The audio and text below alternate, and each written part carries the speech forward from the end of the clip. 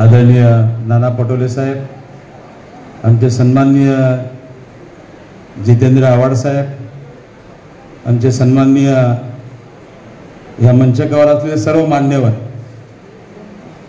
सर्व काँग्रेस, राष्ट्रवादी, शिवसेना आणि समविचारी पक्षाचे सर्व पदाधिकारी, समोर बसलेले सर्व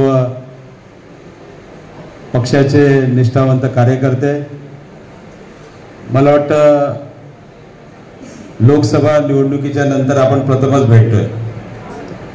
नाना, मला वाटतं या ठाणे लोकसभा मतदारसंघाच्या निवडणुकीमध्ये काँग्रेस असेल, राष्ट्रवादी असेल, सर्व पक्षाच्या कार्यकर्त्यांनी मेहनत करून मला वाटतं या निवडणुकीमध्ये खऱ्या अर्थाने जे काही मेहनत केली त्याबद्दल आमचे सन्माननीय अध्यक्ष काँग्रेस पार्टीचे आणि सर्व मान्यवर, आव्हाड साहेब, आमचे सन्माननीय सर्व पक्षाचे अध्यक्ष, या सर्वांना मी धन्यवाद देतो.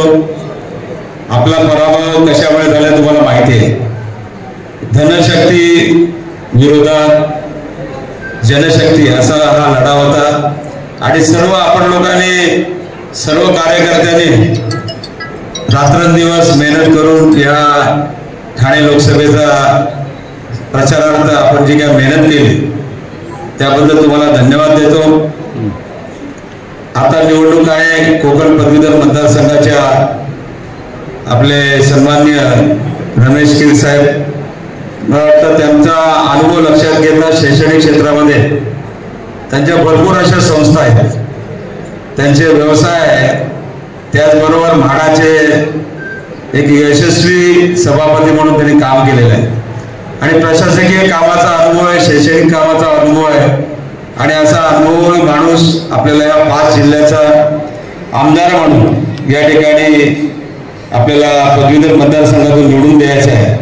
आणि मला खात्री आहे की आपण सर्व ज्या पद्धतीने या लोकसभेच्या निवडणुकीसाठी आपण एकत्रित आलो होतो त्याचप्रमाणे या पदवीधर मतदारसंघासाठी मला वाटतं आदरणीय श्रीधर कीर, रमेश कीर यांना प्रचंड मताने निवडून देण्यासाठी आपण कटिबद्ध होऊया असा विश्वास या ठिकाणी मी व्यक्त करतो आणि त्यांना शुभेच्छा देतो. जय हिंद, जय महाराष्ट्र, वंदे मातरम.